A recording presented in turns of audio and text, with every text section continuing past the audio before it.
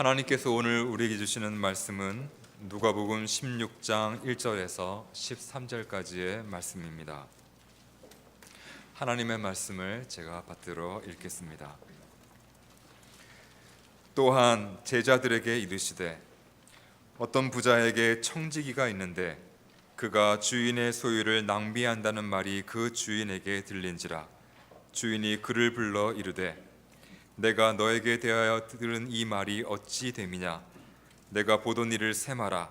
청지기 직무를 계속하지 못하리라 하니, 청지기가 속으로 이르되 주인이 내 직분을 빼앗으니 내가 무엇을 할까? 땅을 파자니 힘이 없고 빌어먹자니 부끄럽구나. 내가 할 일을 알았도다. 이렇게 하면 직분을 빼앗긴 후에 사람들이 나를 자기 집으로 영접하리라 하고, 주인에게 빚진 자를 일일이 불러다가 먼저 온 자에게 이르되 내가 내 주인에게 얼마나 빚졌느냐? 말하되 기름 100말이니이다. 이르되 여기 내 증서를 가지고 빨리 앉아 50이라 쓰라 하고, 또 다른 이에게 이르되 너는 얼마나 빚졌느냐? 이르되 밀 100석이니이다. 이르되 여기 내 증서를 가지고 80이라 쓰라 하였는지라. 주인이 이 옳지 않은 청지기가 이를 지혜 있게 하였으므로 칭찬하였으니, 이 세대의 아들들이 자기 시대에 있어서는 빛의 아들들보다 더 지혜로움이니라. 내가 너희에게 말하노니 불의의 재물로 친구를 사귀라. 그리하면 그 재물이 없어질 때에 그들이 너희를 영주할 처소로 영접하리라. 지극히 작은 것에 충성된 자는 큰 것에도 충성되고, 지극히 작은 것에 불의한 자는 큰 것에도 불의하니라. 너희가 만일 불의한 재물에도 충성하지 아니하면 누가 참된 것으로 너희에게 맡기겠느냐? 너희가 만일 남의 것에 충성하지 아니하면 누가 너희의 것을 너희에게 주겠느냐? 집 하인이 두 주인을 섬길 수 없나니, 혹 이를 미워하고 저를 사랑하거나 혹 이를 중히 여기고 저를 경히 여길 것임이니라. 너희는 하나님과 재물을 겸하여 섬길 수 없느니라. 아멘. 예수님은 재물에 대해서 많은 가르침을 주셨습니다. 예수님이 말씀하신 38개의 비유 가운데서 16개가 재물에 관한 비유입니다.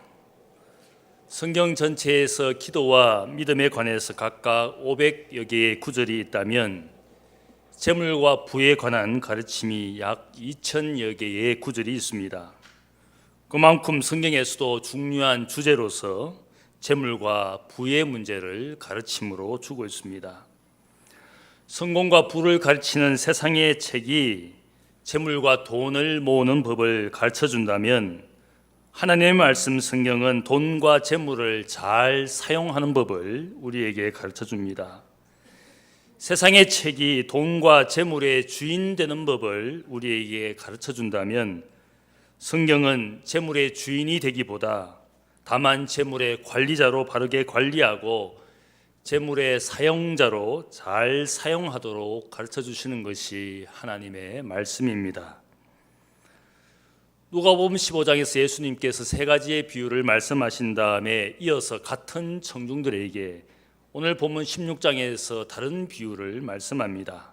특별히 제자들에게 하시는 비유의 말씀을 여기에서 하시고 있습니다. 이 비유를 흔히 우리가 부를 때에 불의한 청지기의 비유, 그렇게 부르고 있습니다. 여기에는 재물의 바른 사용을 강조하는 예수님의 교훈이 담겨 있습니다. 그런데 이 비유의 내용은 너무나 충격적이고 색다른 내용이 거기에 있습니다. 제가 생각을 할 때 예수님은 가끔씩 충격요법을 쓰셔서 자신이 전하시는 메시지의 중요성을 알려주고 있습니다. 이 비유에서 주시는 특별한 교훈의 말씀이 있습니다. 첫 번째는 우리 모든 인생은 청지기의 자리에서 살고 있다는 것입니다. 본문의 비유를 보면 어떤 부자에게 주인의 재물을 낭비하는 청지기가 있었다고 시작을 합니다. 여기에서 낭비한다는 말은 주인의 재물을 오용하거나 남용하든지 혹은 주인의 돈을 착복한다는 뜻입니다. 이 바르지 못한 청지기의 모습을 보고 부자 주인은 이 사람을 불러서 곧 청지기 직무에서 해고할 것을 그에게 통지합니다. 청지기는 주인의 말을 듣고 나서 자신의 자리에서 쫓겨나서는 어떻게 미래에 살 것인가 고민을 해봅니다. 자신이 무슨 일을 과연 할 수 있을지 생각을 해보지만 자신이 미래에 할 수 있는 일들이 별로 없다고 생각을 합니다. 그리고 그가 자신의 할 일을 깨닫습니다. 내가 지금 청지기의 직에 있을 때에 나의 미래를 잘 준비해보자. 그렇게 생각을 하고 한 가지 계획을 짜고 실천에 옮깁니다. 이 비유가 먼저 말하는 교훈이 있습니다. 그것은 모든 인생은 하나님 앞에서 청지기 삶을 산다는 것입니다. 모세가 가나안 땅에 들어가 살게 될 이스라엘 백성들을 요단강을 건너가기 전에 모압 평지에서 그들에게 특별히 교훈하는 말씀이 신명기 8장에 나옵니다. 이 가나안 땅에 들어가서 하나님 주신 약속의 땅에서 이들이 풍족하게 살 미래를 생각하고 그들에게 미리 주시는 말씀이었습니다. 너희가 먹어서 배부르고 아름다운 집을 짓고 거주하게 되며 너의 송어와 양이 번성하며 너가 가진 은금이 정식되며 너의 소유가 풍족하게 될 때에 너의 마음이 교만하여 너의 하나님 여호와를 잊어버릴까 염려하노라. 너가 마음에 이르기를 내 능력과 내 손의 힘으로 내가 이 재물을 얻었다 말할 것이라. 너의 하나님 여호와를 기억하라. 그가 너가 재물 얻을 능력도 주셨음이라. 모세는 우리가 가진 것 혹은 재물을 이룰 수 있는 능력조차도 하나님이 우리에게 주신 것이라고, 내가 가진 것도 가지게 된 이 나의 능력도 다 하나님이 주신 것임을 결코 잊지 말라라고 그에게 이야기했습니다. 시편 기자는 세상과 세상에 속한 모든 것이 창조주 하나님의 것이라고 끊임없이 우리에게 노래했습니다. 세상의 주인은 우리가 아니라 창조주가 세상의 주인이라는 사실을 우리에게 거듭 교훈했습니다.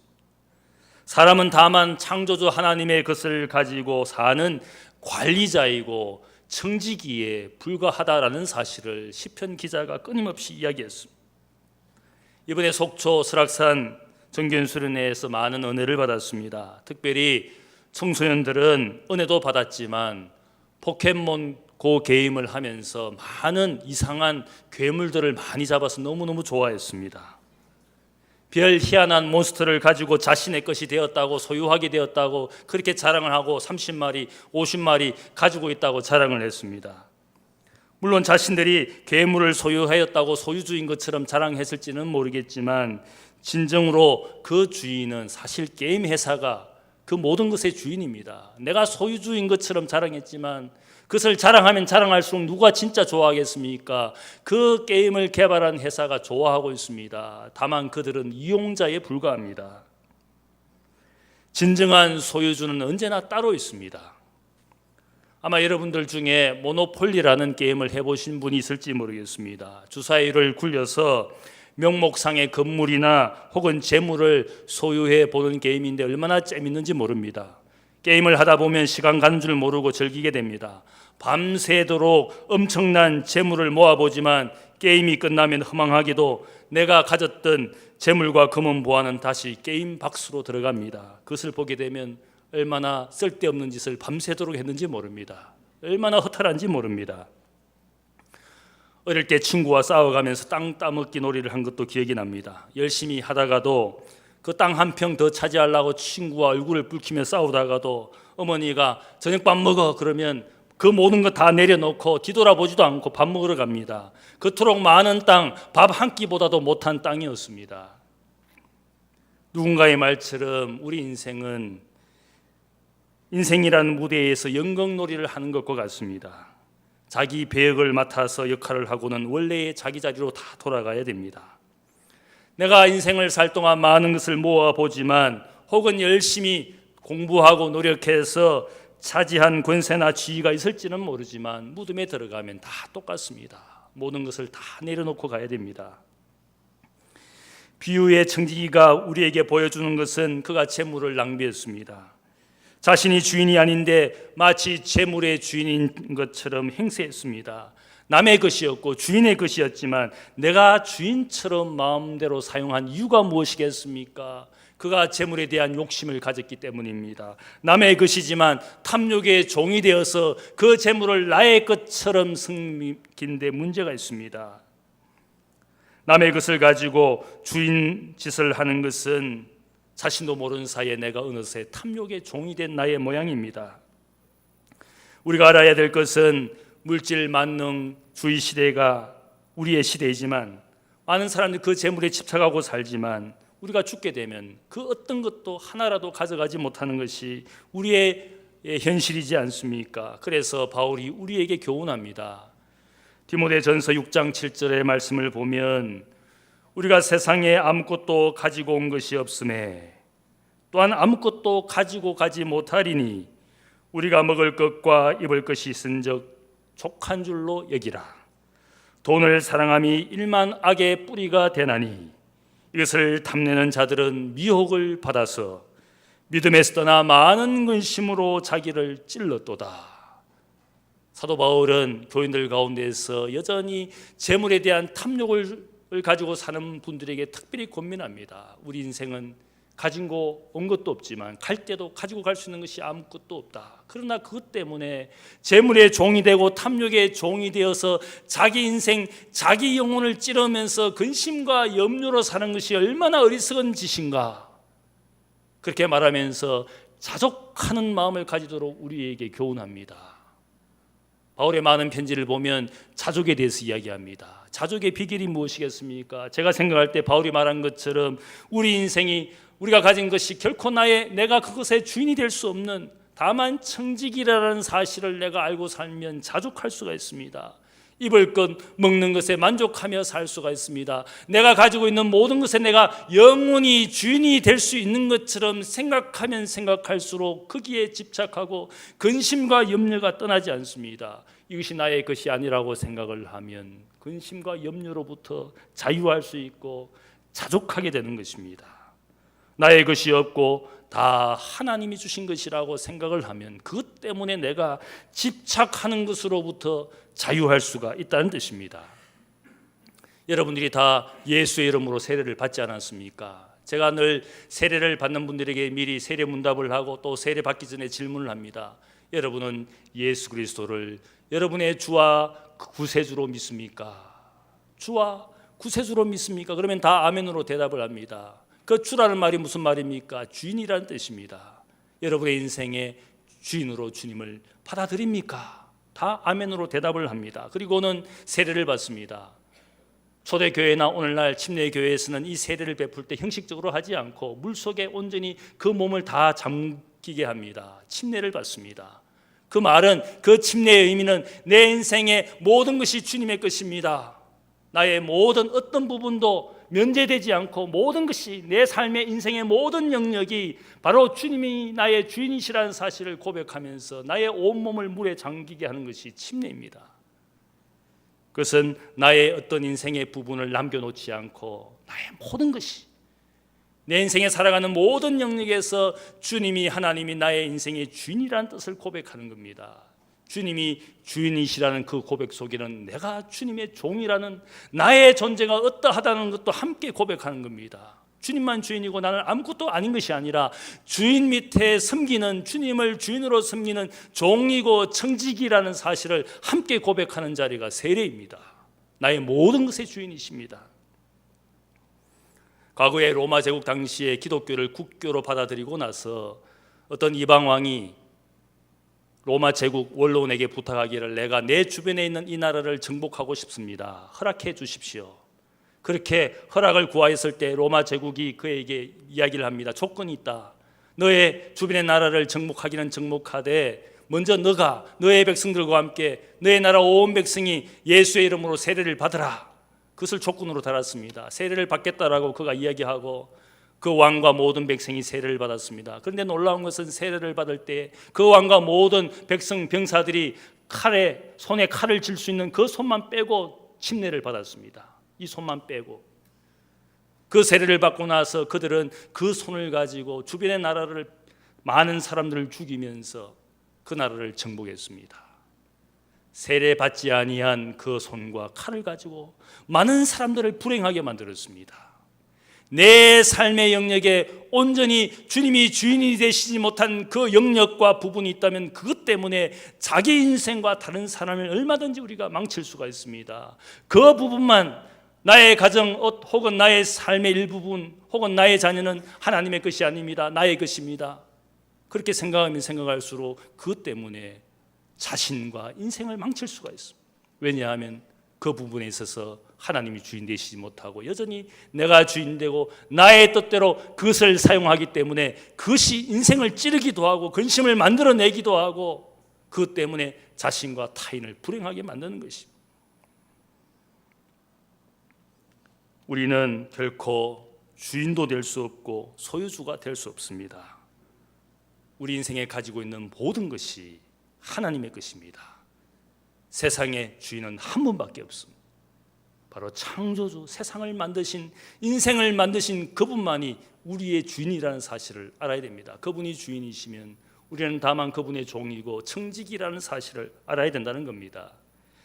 두 번째로 이 비유에서 우리에게 말씀하시는 교훈은 청지기는 주인의 기쁨과 칭찬이 되는 삶을 살아야 된다는 것입니다. 본문의 비유는 우리가 해석하는 비유 가운데 가장 어려운 비유 중에 하나입니다. 왜냐하면 주인의 재물을 낭비한 이 옳지 않은 청지기가 자신의 위기 가운데 미래를 준비하기 위하여 했던 이 행동이 사실은 법적으로 도덕적으로 결코 용납될 수 없는 행동을 하였습니다. 자신의 미래를 대비하기 위해서 주인의 허락도 받지 않고 주인에게 빚진 사람을 자기의 마음대로 그 사람들을 탕감해 주었습니다. 결론적으로 말하면 주인의 빚, 그것은 주인의 재물이었습니다. 주인의 허락 없이 주인의 재물에 다른 손해를 끼친 행동을 한 것입니다. 그런 점에서 이 비유가 그러한 행동을 한 청지기를 주인이 칭찬해 주었을 때 이해가 가지 않습니다. 용납되지 않습니다. 마치 이 비유는 불의한 수단과 방법을 동원해서라도 목적을 이루라, 마치 그런 교훈을 하는 것처럼 보이는 비유입니다. 그러나 성경은 어디에도 우리의 목적을 이루기 위해서 수단과 방법을 가리지 말고 목적을 이루라, 성취하라, 그런 가르침을 주시지 않습니다. 그런 교훈을 위해서 주님께서 이 비유를 제자들에게 하신 말씀이 결코 아닙니다. 이 비유를 해석하던 가장 중요한 열쇠는 부와 재물의 문제를 생각을 해야 된다는 것입니다. 비유에 등장하는 주인은 재물이 많은 부자였습니다. 그에게 많은 가난한 사람들이 빚을 지고 있었습니다. 부자 주인이 이 가난한 이웃들을 위하여 어떤 행동도 하지 않고 있을 때에 이 청지기는 그의 의도와 상관없이 자신의 주인 부자가 해야 될 일들을 자신의 의도와 상관없이 결국은 해 주었습니다. 가난한 이웃의 빚을 탕감해 주었습니다. 8절 말씀을 보면 이러한 행동을 한 그 청지기를 주인이 칭찬해 줍니다. 지혜 있게 일을 하였다. 이 청지기가 이 세대의 아들인데 이 사람이 한 행동은 바로 빛의 아들들보다 더 지혜롭게 행하였다라고 말하면서 그를 칭찬해 주었습니다. 주인이 칭찬할 때 특별히 강조한 말씀이 있습니다. 이 세대의 아들들이 자기 시대에 있어서 빛의 아들들보다 더 지혜롭게 행하였다. 여기에 우리가 이 비유를 해석하는 해석의 키가 있습니다. 이 말씀은 주인의 재물을 허비하던 청지기는 비록 자신의 미래를 준비하기 위하여 한 행동이지만 그 행위는 주인이 부자로서 가난한 이웃을 위하여 해야 될 일들을 자기 시대에 필요한 때에 했다라는 사실을 알리고 있습니다. 작은 행동이었지만 큰 행동이 되었습니다. 개인적인 행동이었지만 그 시대가 필요로 하는 사회 공동체를 위한 실천의 행동을 했다는 뜻입니다. 부자 주인을 대신하여 그 세대와 그 시대가 필요한 꼭 필요한 일을 행하였다는 것입니다. 예수님의 시대를 보면 절대적으로 가난한 시대였습니다. 로마와 지배자들에 의해서 많은 백성들의 재물이 수탈당하고 있던 시대였습니다. 많은 가난한 사람들이 대부분 빚을 지고 있었다 그럽니다. 당시의 기록에 의하면 약 90%의 사람이 빚을 지고 살아가는 가난의 시대였습니다. 또한 당시의 기록에 의하면 가난한 사람들에게 빚을 주고 이자놀이에 가담했던 특별한 사람이 있는데 바로 이 비유의 말씀을 듣고 있는 청중으로 그 자리에 있는 바리새인들이었어. 가난한 자들에게 빚을 주면서 이자놀이를 했던 사람들이 이 바리새인들이었어. 비유의 다음 말씀을 보면 14절 말씀을 보면 주님의 비유를 들었던 바리새인들이 주님을 비웃었습니다. 왜냐하면 그들은 돈을 좋아하였기 때문이다. 그렇게 말하고 있어. 단순히 마태복음처럼 외식과 위선의 죄를 저지르는 사람이 아니라 실질적으로 많은 가난한 이웃들에게 빚을 주고 이자놀이를 하면서 더 고통을 주었던 사람들이 이 바리새인들이었어. 자기들이 준 빚을 결코 탕감할 마음이 없는 돈을 사랑하는 사람이기 때문에 그러한 교훈을 주시는 예수님을 그들이 비웃었습니다. 이들은 스스로 빛의 아들이라 이야기했습니다.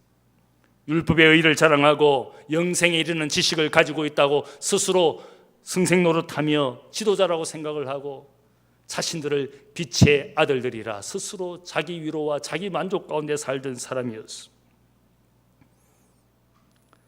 과거에 한때 우리 사회에서도 프락시스라는 말이 유행했습니다. 프락시스, 티어리, 이론과 프락시스, 실천이라는 말이 굉장히 유행했습니다. 사회 갈등 이론이나 혹은 계급 투쟁론이나 해방신학 혹은 민중신학에서 즐겨 사용하던 말이었습니다. 이론뿐만 아니라 실천이 중요하다.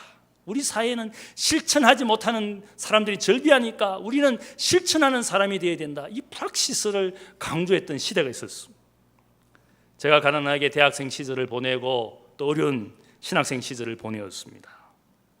이론만 가득했던 기성세대를 비판하면서 나름대로 실천적인 삶을 살기 위하여 몸부림치던 시절이 있었습니다. 그래서 해방촌 쪽방에서 살아보기도 하고 민중교회를 개척해서 전도사로 일해보기도 했습니다.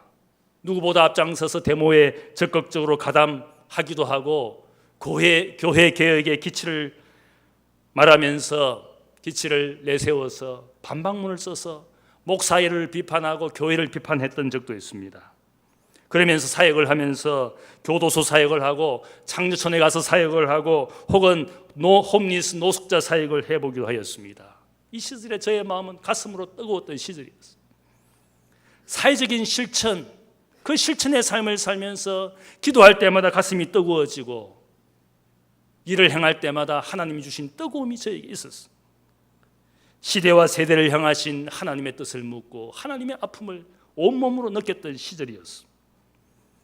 옳지 않은 청지기, 이 세대의 불의한 아들이지만 자기 시대를 위하여 이론과 지식만 가득한 빛의 아들들 바리새인보다 더 지혜로운 일을 행하였다고 주님께서 그를 칭찬해 주었습니다.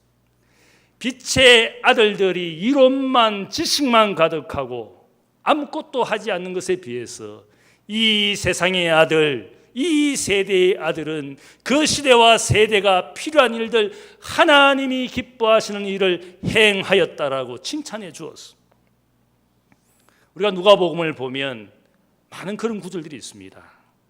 머리로만 사는 사람들에 대하여 그가 얼마나 실망하고 있는지 우리에게 가르쳐줍니다.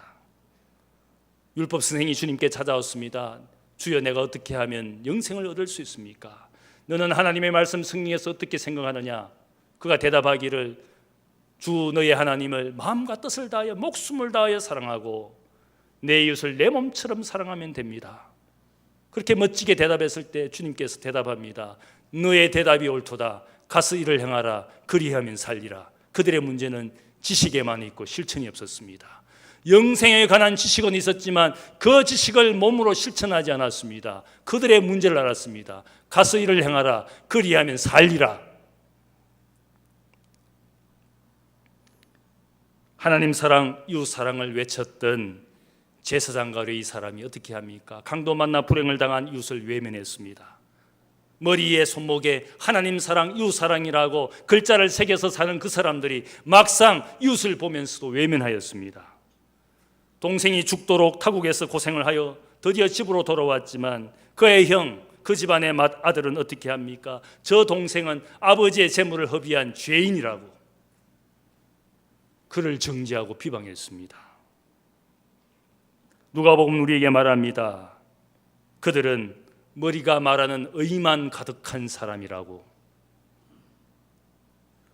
그러나 비유에는 사마리아 사람이 강도 만난 그 불행당한 이웃을 보면서 자신의 가슴으로 그를 맞이합니다. 이웃으로 맞이합니다. 유대인들이 자신을 죄인 취급하지만 그 유대인 이웃을 자신의 가슴으로 품어서 그를 돌보아 줍니다. 아버지는 자신의 모든 재물을 허비한 아들이지만 그를 맞이할 때 가슴으로 품어서 안아줍니다. 불의한 청직이지만 부자 주인이 해야 될 일을 그가 했습니다. 머리가 아니라 가슴이 해야 될 일들을 했다는 뜻입니다. 자기 시대에 필요한 일들, 그 일을 소셜 프락시스, 사회적 실천을 하지 않는 그리스도인들, 주님의 뜻과 주님의 기쁨과 전혀 상관없는 삶을 사는 어리석은 사람들이라 말하고 있습니다. 자기 시대, 자기 사람들을 위하여, 가난한 이웃을 위하여 빚을 탕감해 주는 그 일이 주인의 칭찬이 되었고 주인의 기쁨이 되었습니다. 청지기, 누가 훌륭한 청지기입니까? 능력 있는 사람 혹은 무엇인가 업적을 남기는 사람이 훌륭한 청지기가 아니라 주인의 뜻에 합당하게 주인의 기쁨이 되는 삶을 사는 것이 훌륭한 청지기이고 주인에게는 최선과 최고의 청지기가 되는 겁니다. 주인의 뜻과 주인의 기쁨이 되는 그 일을 행한 청지기를 우리에게 가르쳐주고 있습니다. 세 번째 비유가 주시는 교훈은 충성된 청지기에게 영원한 소유가 허락되었다고 말씀합니다. 9절 말씀을 보면 불의의 재물로 친구를 사기라 그리하면 그 재물이 없어질 때에 그들이 너희를 영원한 젖으로 영접하리라. 가난한 이웃을 위하여 자신이 가진 재물을 바르게 사용하면 그것 때문에 우리에게 내세의 복이 임할 것을 말씀하고 있습니다. 그리고는 계속해서 주님께서 10절 말씀에 우리에게 이야기합니다. 충성된 청지기가 될 것을 말씀합니다. 지극히 작은 것에 충성된 자는 큰 것에도 충성되고 지극히 작은 것에 불의한 자는 큰 것에도 불의하니라. 이 말씀을 하시면서 특별히 재물이라는 말을 사용할 때 주님께서 불의한 재물이라고 그렇게 붙여서 말씀합니다.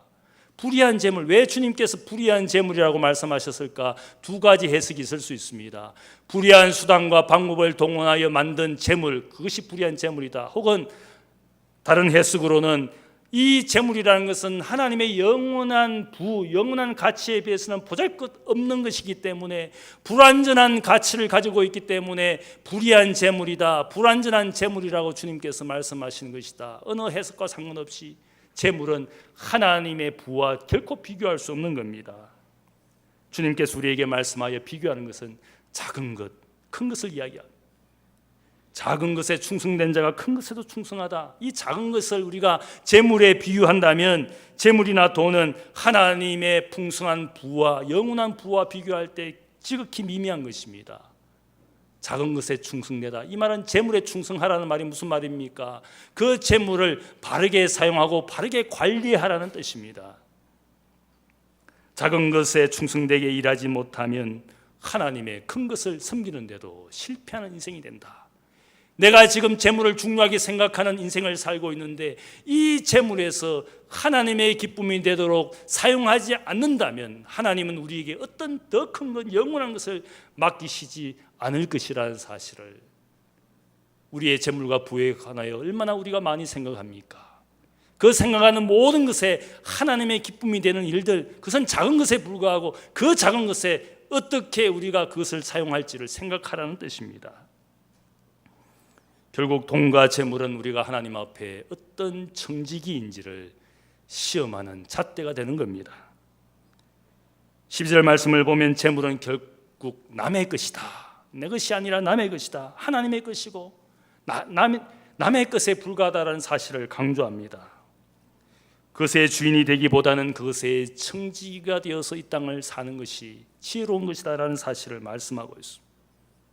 작은 것에 충성하면 오늘 말씀 보니까 하나님의 것을 내 것으로 주신다. 재물을 남의 것으로 하나님의 것으로 열심히 청지기가 되어 그것을 사용하고 관리하면 내가 받을 것, 내가 진정으로 소유할 것은 영원한 것이 될 것이다. 작은 것을 위하여 큰 것을 포기하지 말고, 작은 것을 소유하기 위하여 주를 노릇하기 위하여 인생을 허비하지 말고, 큰 것을 소유하기 위하여 지금 작은 것에 청지기가 되라는 이 말씀입니다. 큰 것이 있음에도 불구하고 작은 것에 만족하면 얼마나 어리석은 인생입니까? 더 중요하고 더 영원한 것을 소유할 수 있는 주인이 될 수 있는 길이 있음에도 불구하고 작은 것을 차지할 주인 되기 위하여 인생을 일생 동안 근심하고 염려하고 산다면 어리석은 것이라는 겁니다. 작은 것을 내 것으로 생각하지 말고 남의 것으로, 하나님의 것으로 여기면 나에게 자족과 자유하는 삶이 이루어지고, 그것에 내가 신실하게 충성되면 내 것을, 영원한 것을 나의 것으로 주시는 하나님이라는 사실을 여기에 말씀하고 있습니다.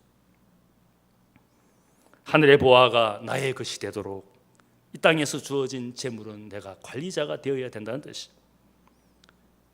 디모데전서 6장 17절을 보면 바울이 믿음의 아들 디모데에게 이 비슷한 교훈을 분명히 말씀하고 있습니다.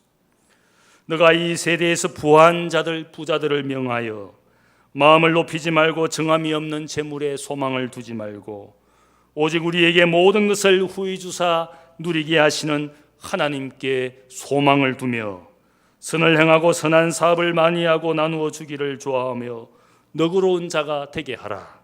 이것이 장래에 자기를 위하여 좋은 틀을 쌓아 참된 생명을 취하는 것이라.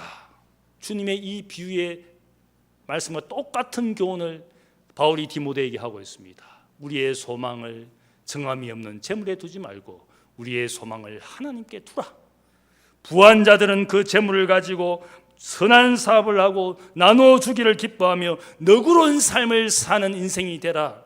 그렇게 하면 미래의 자기를 위하여 좋은 터를 쌓아 영원한 생명을 가지게 될 것이라.